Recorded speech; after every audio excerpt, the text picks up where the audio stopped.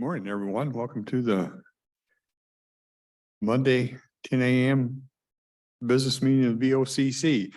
I understand we have no in human resources is out today, so we'll move right into budget.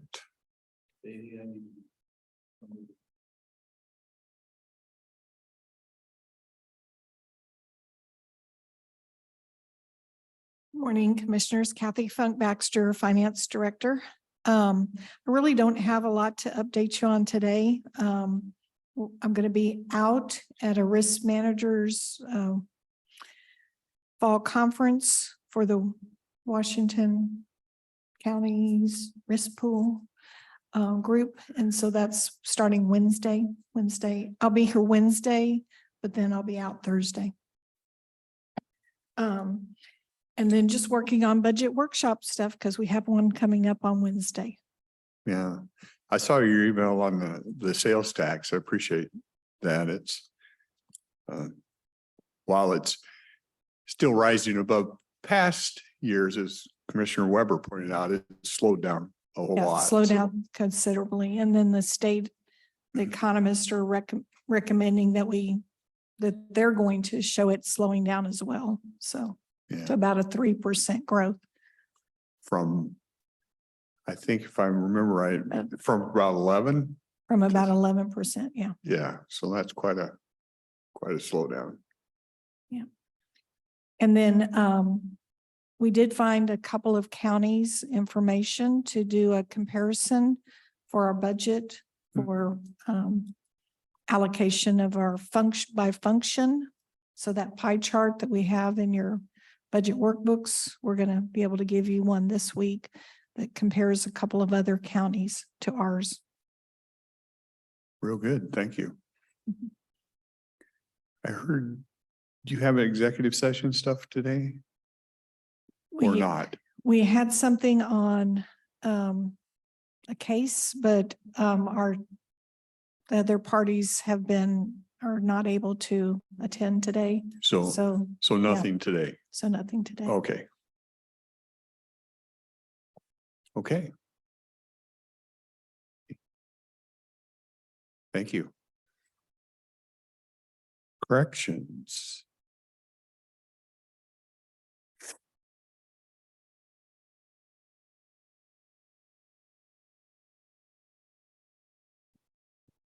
Good morning, Marin Fox Corrections. I'll give a brief update on the population. Today, the population was 213 with 44 bookings over the weekend. We're trending down a little bit. As you recall, we were close to 250, so it's out of our hands, but we're still accepting all bookings. They move into warmer weather. I hope. I hope so. I wanted to provide an update on our hiring process. As you know, we've been down a number of positions for a while. We did hire 4 new hires in the last month, and they're all starting their on-the-job training today. We do a mini academy, and then they start working the floor with training officers. 3 of those were from Larch, which is good. And that means we don't have to send them to the 10-week academy. They go to a 2-week refresher, and they'll be quicker to train as well because they have experience. And one of them came from Green Hill, which is a juvenile center. So he'll have to go to full academy, but will be probably a quicker training process as well. We did have a recent resignation. An officer's going to work for Woodland Police Department. That leaves us with 3 positions open currently, but we also have 2 out on medical leave and 1 out on military leave. So it's improving, but we still have some gaps there. But we do have 2 more in the process that are also from Larch Mountain. So those could be good hires as well. Good. And other than that, I don't have any other information unless you have questions. It's good to hear some good news on the hiring, even though 2 steps forward, 1 step back, it seems like it, but have we offered anything more? It's just that people are available. I think the closure of Larch made a difference for us as well as for some other facilities. We're in the right proximity to benefit from that, unfortunately for them. I think that's made the biggest difference. If not for those, we would still be in a pretty bad spot. Mhm. Do you perchance have any updates on Nacelle? That's totally shut down? I have not heard anything about Nacelle and Savannah. It's been closed for quite a while, correct? I think about a year now, but you know, there's closure and then there's phase out, and I'm really interested in what's going to happen to the property, and then the employees might be useful Mhm. I haven't heard. for some of our needs. Yep.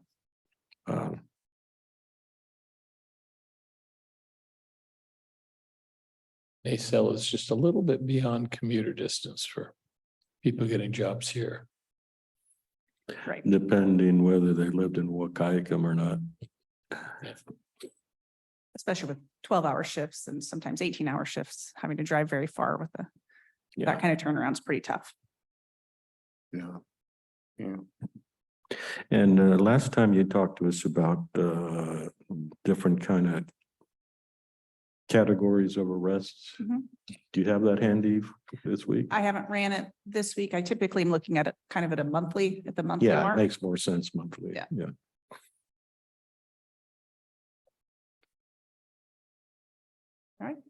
Okay. Thank Thanks, you. Marin. Appreciate it. IT.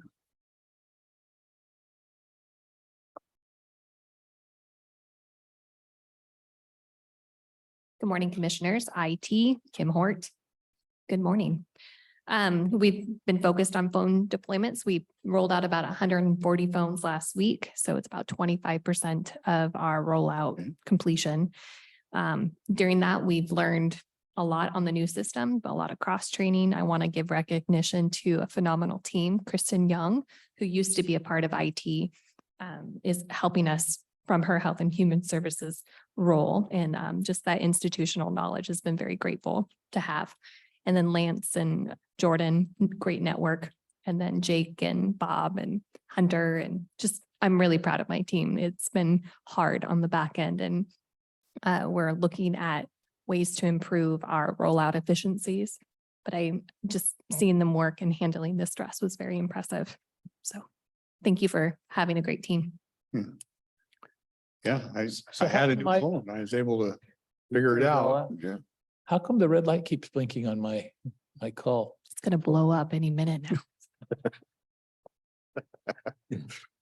You didn't carry all over all the ones I didn't answer from the old system, right? No, but we do have tools on the intranet if you wanted to call in to the legacy system and get your voicemails. We've been doing kind of open house workshops Wednesday and Thursdays, so you can call in and ask questions or watch a demo. But we're also putting that information out on the intranet if you want to get rid of that blinking. I figured it out. Is there an interface to an application? Like, I'd like to be able to just pull up a list of the messages that may be on and, you know, play that one kind of thing. I don't know of that feature, but I can ask. And then the other thing, it's pretty painful trying to enter the dictionary or the phone, the people I had on my call list, or Mhm. and is the only way to do that painfully through the interface? No, are you talking about like your sidecar and putting like labels and speed dials and stuff? Yeah. There is a portal. We haven't deployed it yet because there's some certificate documentation stuff we have to do on the back end. But it will give you the ability to go through an interface rather than having to punch in labels and numbers on the phone. Yeah, and all along there, then if that interface exists, which I would imagine eventually it would exist, I can put in an extension just out of the blue and it'll say, oh, that's, you know, so-and-so's extension. It will do that right now. We're straddling. Only if I dial. When you dial, it's going to identify who you're dialing. Right, and I'm saying sometimes it's nice to see it beforehand. We do have the directory. So there's a new feature. If you click on the little gear icon, there's a directory of where anybody that's been moved over, you can like search their name. Okay, I've got to play with it more. Yeah. I thought I played with it some, but So, and then the departments have been phenomenal as well. Definitely trying not to interrupt their service to the public. And so with the phone deployment there is, and I'm very grateful that they've been supportive of that as well. probably shouldn't waste your time with this, but I'll take a chance to call out. It's still 9-1. Yes. Those things I find out by trying because it takes me longer to go through the documentation than it does to try it. Trial and error. Yeah. What? You don't read directions? No. It was so embarrassing when Jay Inslee answered the phone though. It's like, oh, So honestly, that's Okay. been our heavy focus in IT. So Very good. Thank you, Kim. Thanks.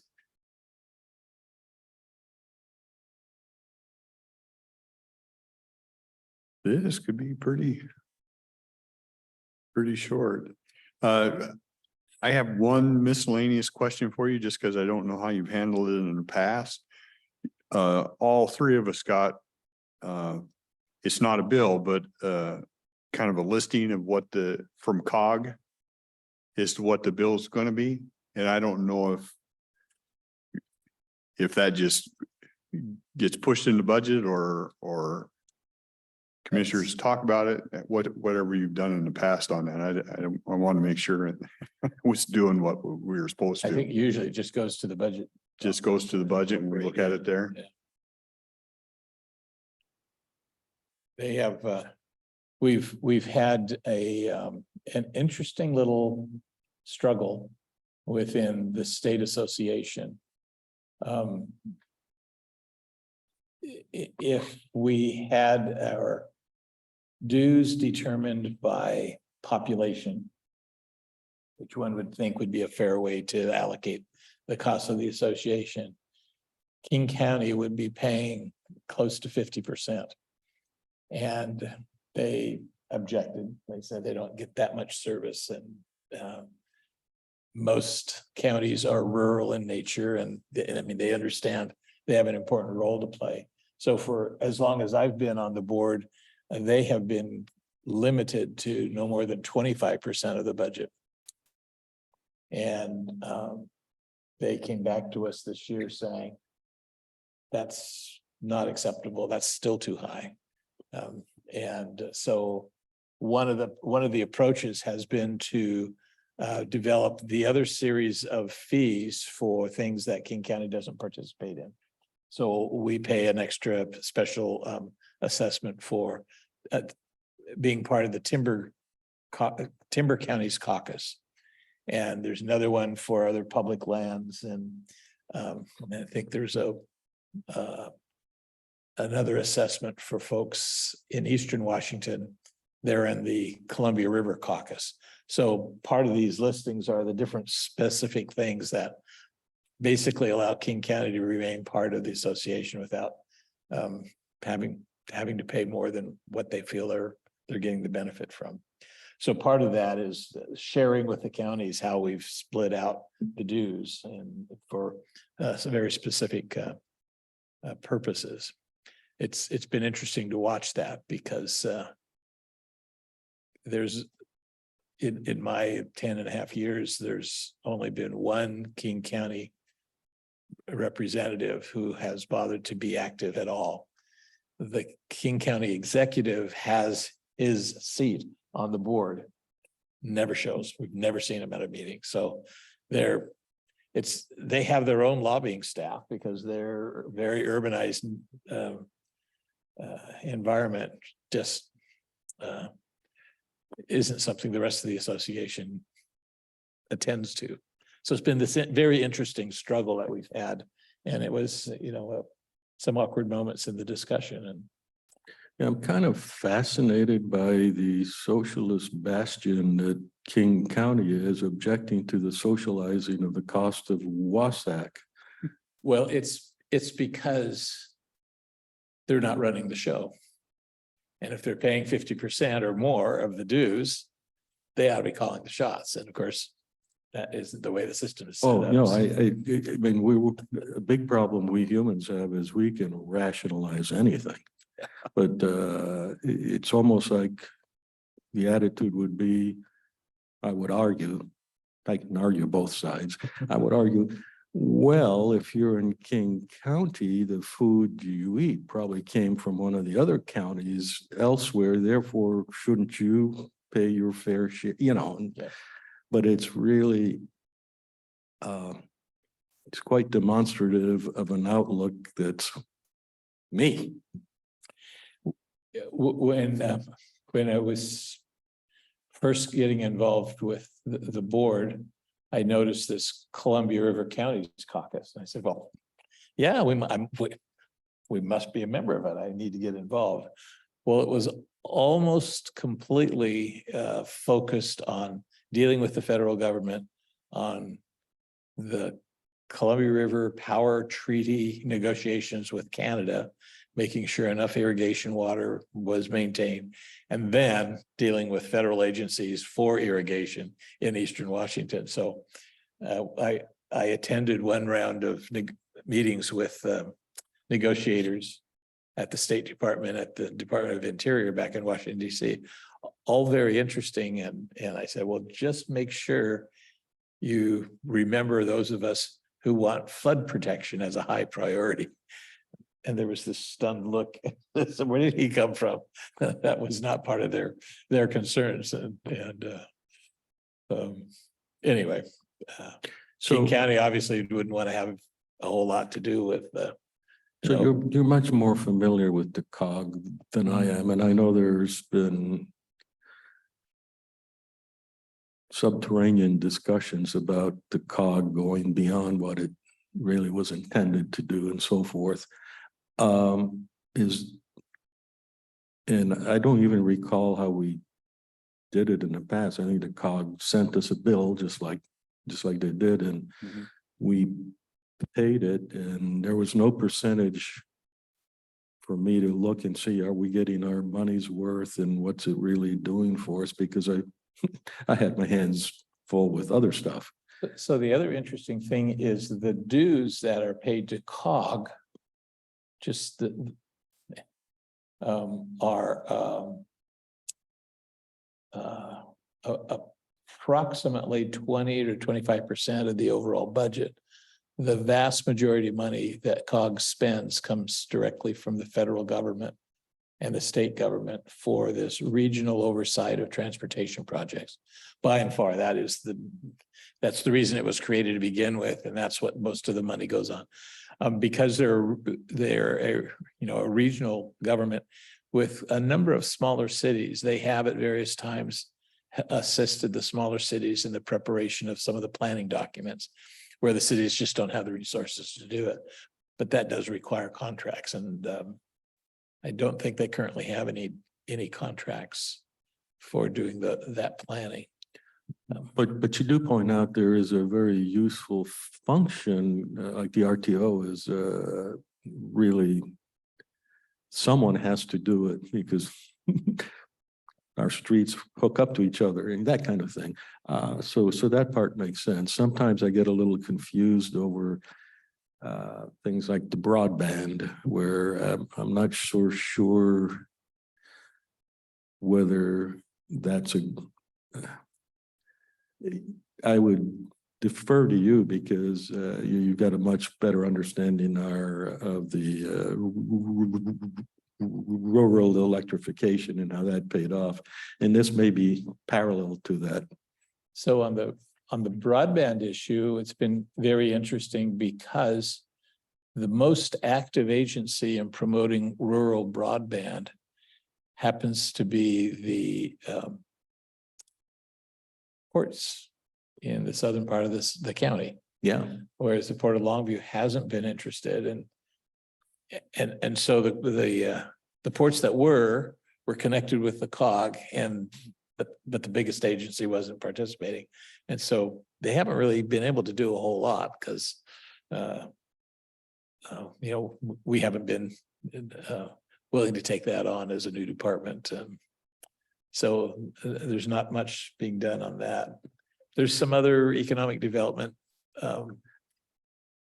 If we could stay on the broadband, Okay. you know, what makes that very complicated for me is as opposed to the regional transportation stuff where it's really our government responsibility. The broadband is not the government's responsibility, and the ones who execute it are all the ISPs and other folks around. And I just don't know how to adjudicate something there. And you take a look at a map and it's not what an engineer would lay out right from the beginning. So I'm not sure what our part should be, but what I'm sure is I've sat in on some of the meetings and maybe Ms. Hort would care to argue against me on that, which would be fine. We spend hours talking about things and I don't know that we've accomplished anything. There's a room full of people. How many people, Kim, are on that broadband? It's kind of like 100 or something like that.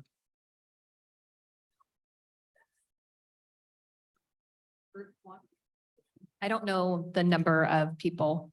It's a lot though, It right? is, and I would say that like our working sessions would average about 15 people or so, just to kind of touch base and work on matters. 15 at least is more manageable than the other meetings I've seen, but still it's very hard to figure out whether it's.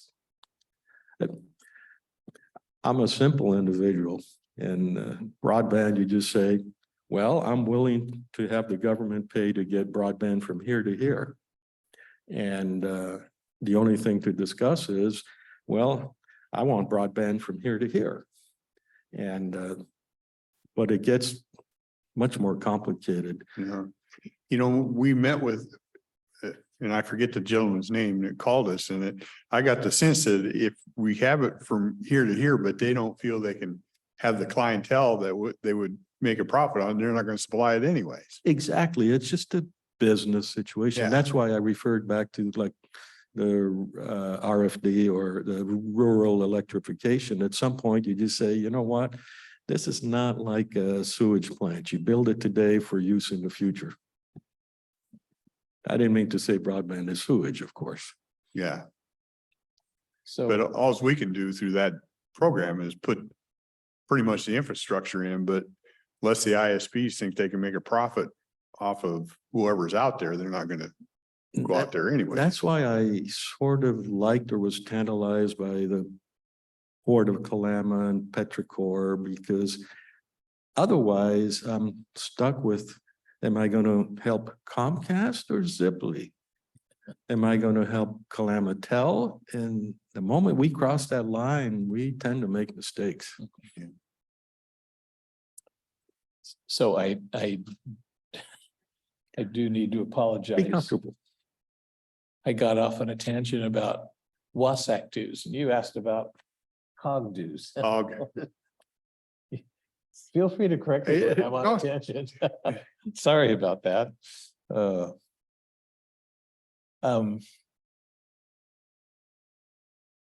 I did have a question if we're ready to move on, and that is, I'd love to hear your reaction to the field trip.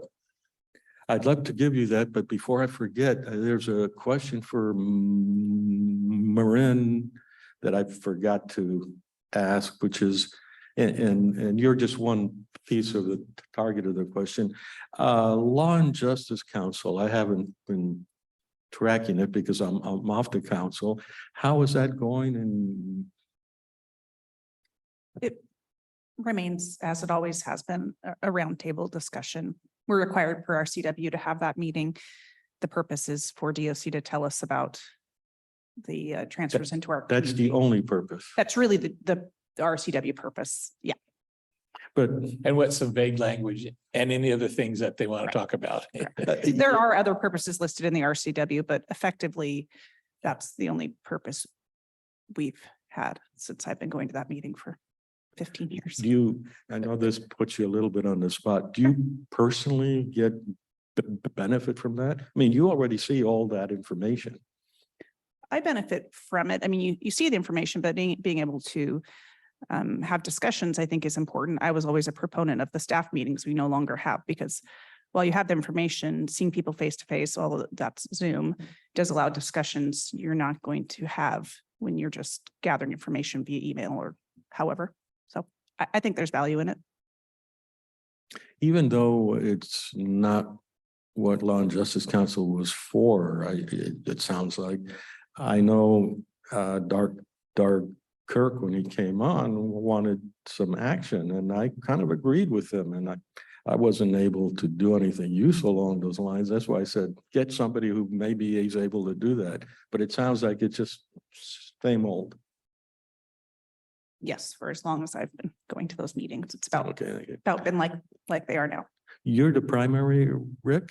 Not anymore. When we became chair, Dennis and I flipped on that. I think Oh, so I've you're been primary on that now? supposed to be going, but Yeah. haven't been. That's one of those other duties as assigned on Fridays when we're not supposed to have office hours. 07. You know, 7:30 in the 30, morning yeah. on Fridays, yeah. At least it's via Zoom now, Dennis, instead of No. in that courtroom 6. You don't want to see me, I'm a major jealous. Well, that's all I had in mind about that. Okay. So you wanted to ask us. Sure, just your response about the collaborative activities and the field Yeah. trip. Because I've been to the Learning Center before and heard that, the most interesting part to me was right at the beginning, down out of Perry Gardner, and having him physically show us where the movement has been. You know, the banks used to be connected, for example, and now they're Yep. all this, and being able to see some of the structures they're trying to do, that was informative for me. I've heard Jim's talk on the dredging, and I agree with that. And the guy from England, he was interesting to Always interesting. listen to. That's the first time I had heard him. Yeah, I wasn't keen. I felt obligated to go. And then when I got there, I was happy. I did go. I thought it was. Sometimes I try to tackle the intangibles, like there was a camaraderie in there that I thought was a good thing.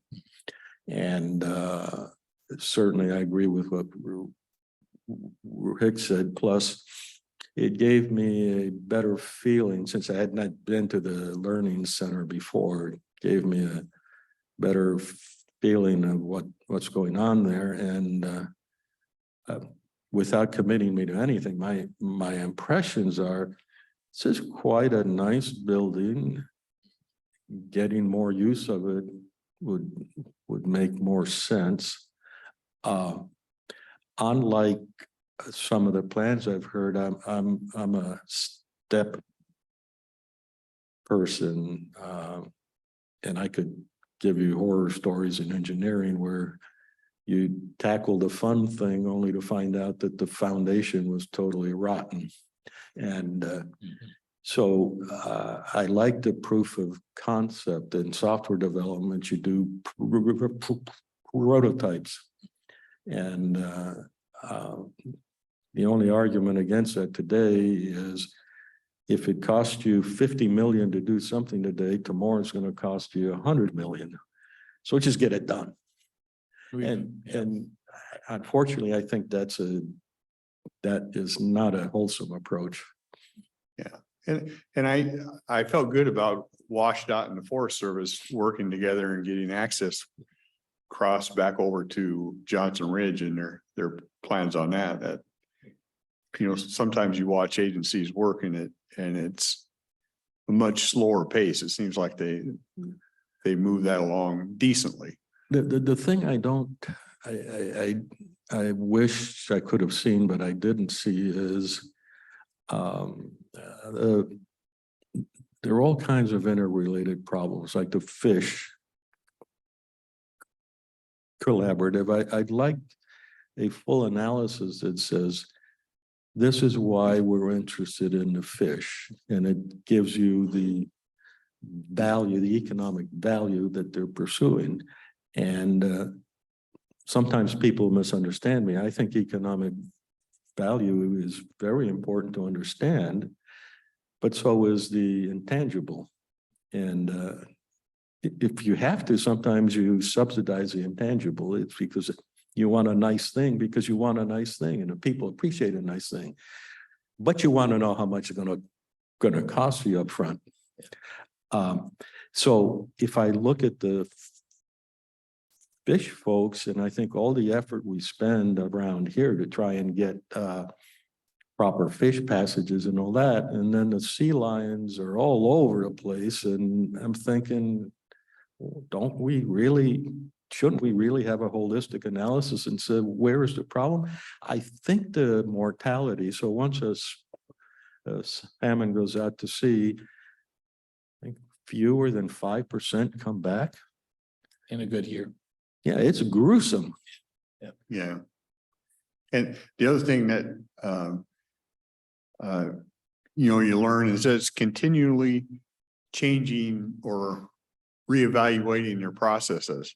And I can't go remember all the specifics, but the guy at the beginning would talk about, well, we tried this for a while and then we found out this worked better. And one of those examples, where they had those little wet waterways where fish could go up and feed and stuff like that. Well, they just are continually learning better ways to make it work. That I absolutely agree. I mean, one of the amazing things is to be part of the fish recovery movement and realize they're still learning the basic science. And I remember as a kid being taught, well, the salmon have this instinct to always go back to their spawning grounds. Well, it turns out that that's not really true. They discover the spawning grounds differently, because the evidence has been when we've taken down dams, within a year, the fish have discovered a whole new habitat to breed in. They hadn't been there for 100 years. So it's not as much of an instinct as they're just constantly searching for the right combination of water temperature and gravel bottom and, velocity. It has to be just right. They'll go wherever they find those conditions. We didn't know that really, at the beginning of this whole movement. That takes. And the other thing that makes it all complicated is that we're operating a hatchery system that is very successful. It's generating lots of salmon. So you've heard already, salmon harvests are high this year. We don't know why, but you better not catch one that doesn't have the fin clip, because the wild species have to be treated differently. Yeah. And that makes it, that gets very complicated, because that was a scientific decision that hatchery fish are not wild fish and you have to preserve the wild fish. I'd like to dovetail into that, and there's something I hope I can say it adequately. It's really important in oceanography.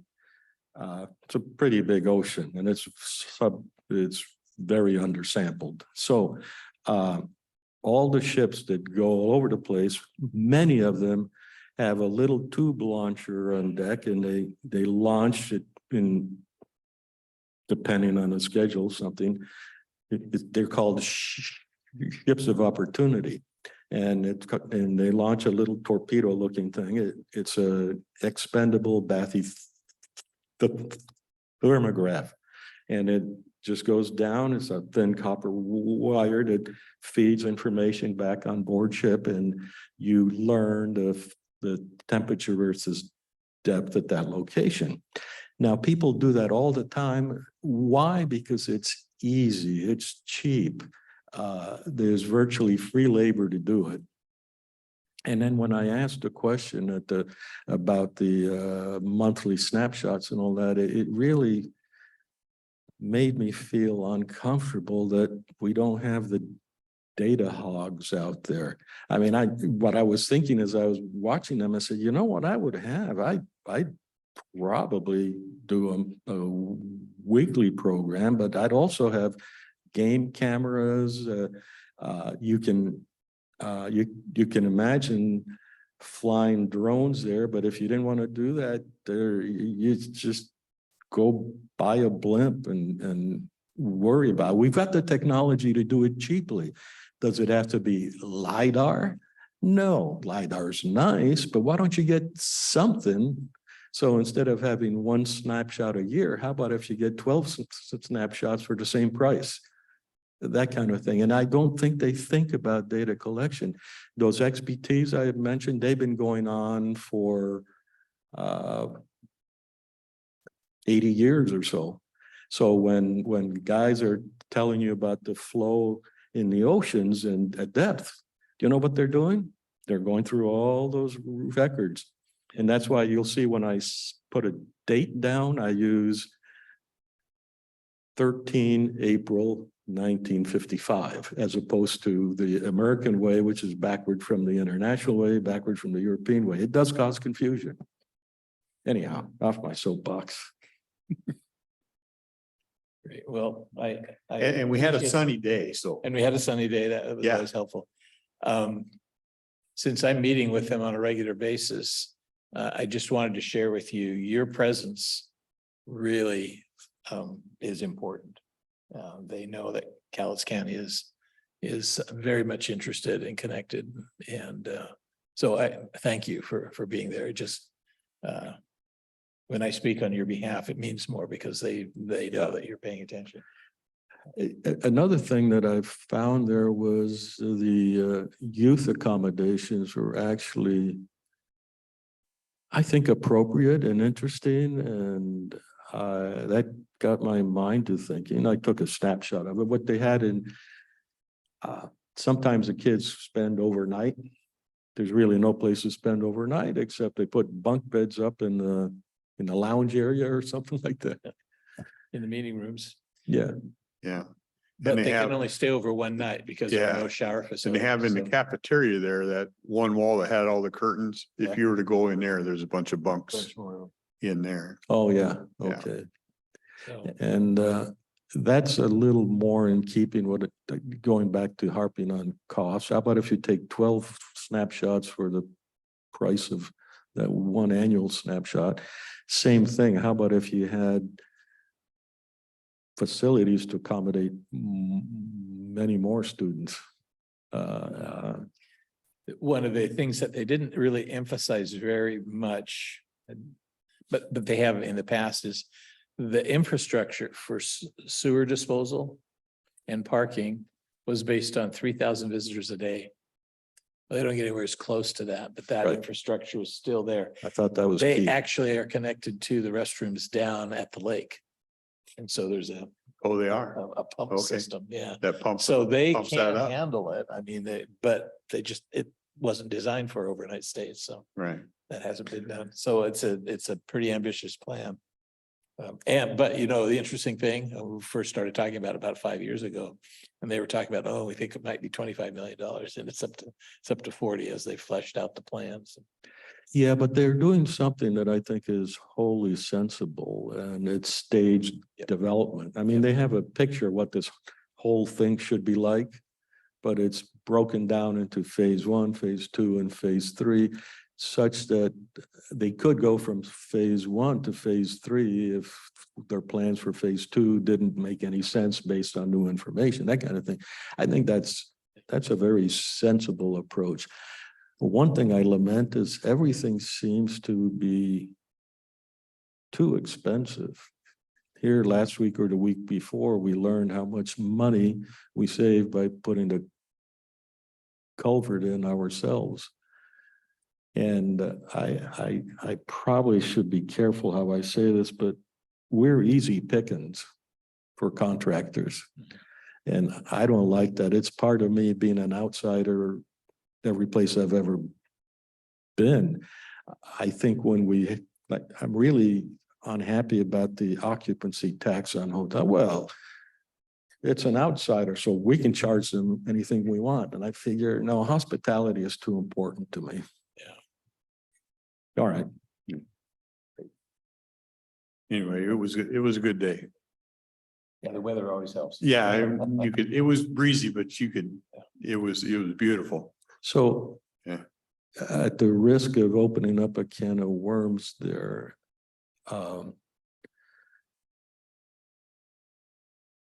what would you like to see us do to help there?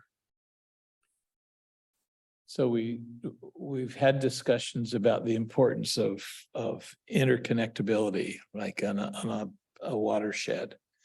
And they said, well, who would be the lead entity? And I think, you know, we've also already spent money with the Conservation District down in the Columbia.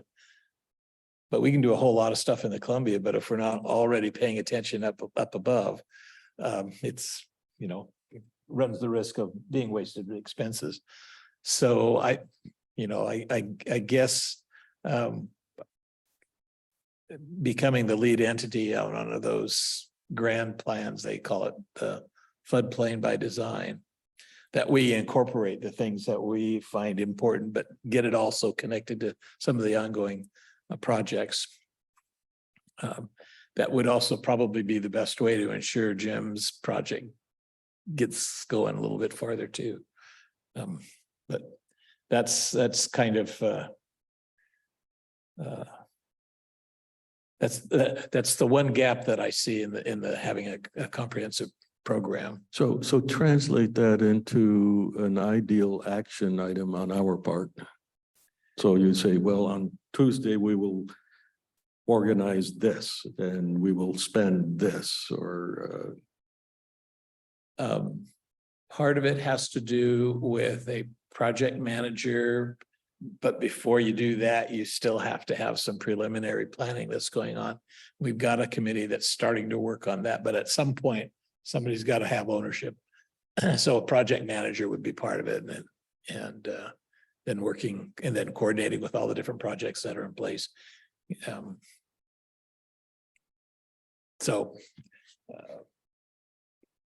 That is probably the one thing that I think Calhoun County could probably play the biggest role. in the past, we gave very little to the Cowlitz Conservation Group. And they turn out to be an excellent outfit, and they get a lot done for a very small amount of money compared. And we bumped that up to, one year was 50, then we moved to 100K. And as you notice, if we build anything, $100,000 is just the first day of the architect or something like that.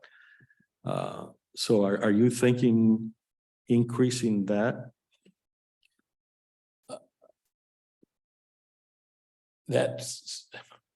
We need to keep that our commitment going with the Conservation District. That's an important element. We're probably headed towards some other kinds of investment with Jim Mallett's project. Right. And so having somebody that kind of ties that all together, you know, we label it as the floodplain by design and have access for the evil G word grants that the state has available. Well, yeah. I would agree with both of you. I think there needs to be at some point in time, we're gonna have a commitment toward Jim's project, because that erosion, or it is starting to eat into an old landfill. What do you say? You're starting to see old refrigerators, stoves. One of the interesting reactions during Jim's presentation, I thought, came from a woman by the name of Shauna, who is the executive director for Lower Columbia Fish Enhancement Group. Yeah. He had mentioned to me some time ago that he was having to battle her on the concept of use of biosolids. She was nodding in agreement with the stuff he was saying on Thursday. So, I mean, that's kind of a huge shift in perspective. He's been saying all along, the more he can share these ideas with people to answer their questions and concerns, the more support he gets, because he's got it pretty well thought out. He's not, you know, it's sometimes the delivery of his findings is you know, little bit of a challenge, but. Well, I think he has some solid data and ideas on how to help stabilize that. You know, after the bridge to Johnson Ridge washed out because the sand gave away, you always think, well, you know, all that stuff comes right under I-5 bridge there, the railroad bridge and all that. And I don't know that there'd ever be an event that could jeopardize that, but they probably never thought there'd be an event that would jeopardize the Johnson Ridge Bridge. So the more you can solidify and control some of that, I think it Well, I've probably makes noticed, some sense.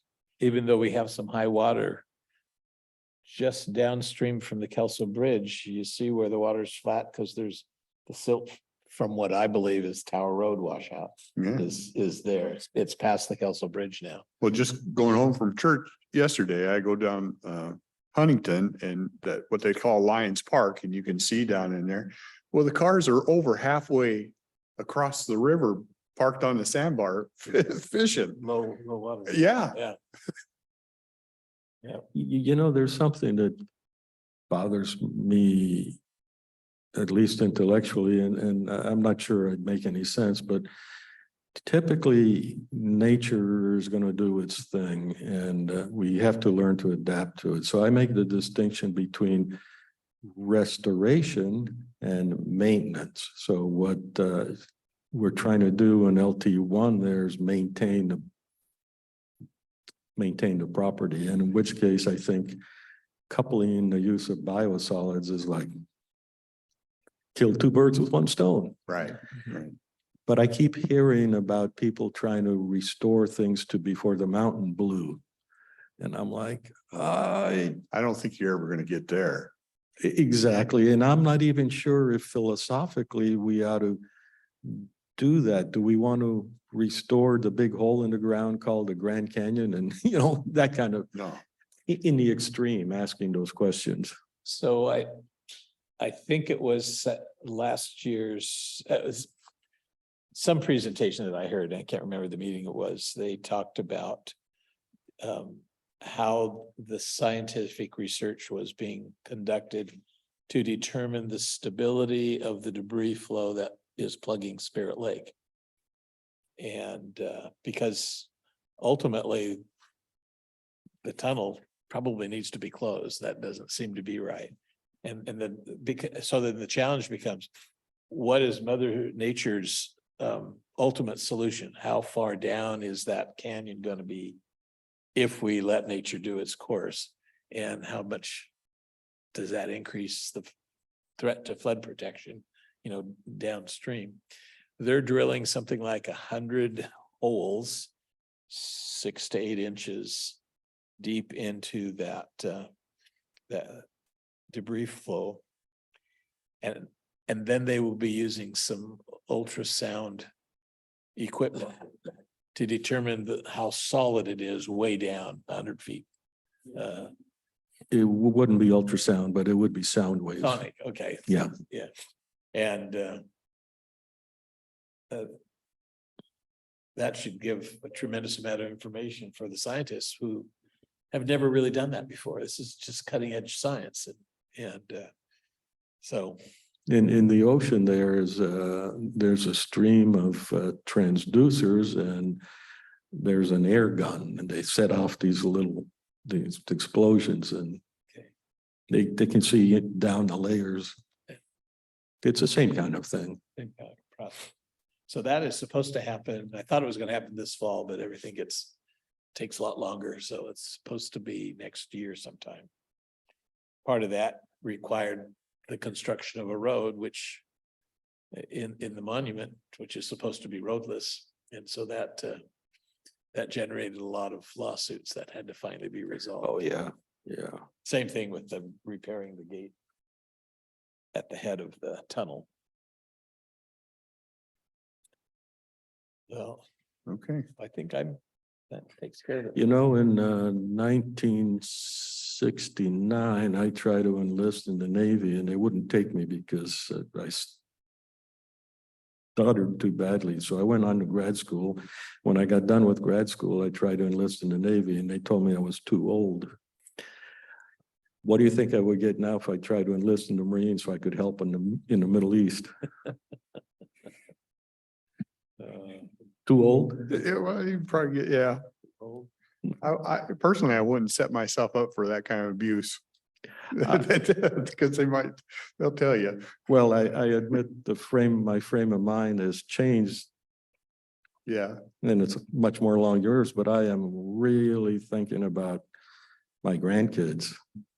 yeah. It is interesting when, back in, during my teaching career, I was part of an organization. No, when I was in high school, so it's in the late sixties, I was part of an international relations league, which different clubs at the different high schools. And we had a conference and we decided we would tackle the Middle East situation. Oh, yeah. And we had, so this was shortly after the 68 war. So that was the fresh event that we were trading off. And he said, well, what do we need to do to set up peace in the Middle East so they don't continue to fight everybody? And I was on the board of directors for the league. And so we had to set up the format and the rules. And I remember saying, well, we're going to have different countries represented, but we also have to remember that a lot of countries don't have a whole lot of political power. They might have a lot of people. But we have to look at the reality that there are some very powerful actors like Israel. And we basically said, if Israel doesn't go along with the recommendations, it's not very realistic because they are part of the reality. And we had this 2.5-day conference and people representing the different countries, and it was overwhelmingly agreed that Israel had to give up their homeland by a vote.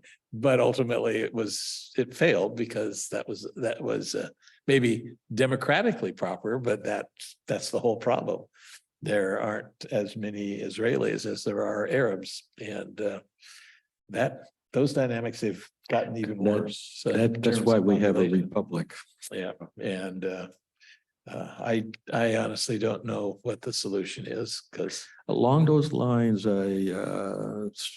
maybe 10 years ago now, I took the train up to Seattle to listen to a professor speak about his time, his sabbatical in Haifa.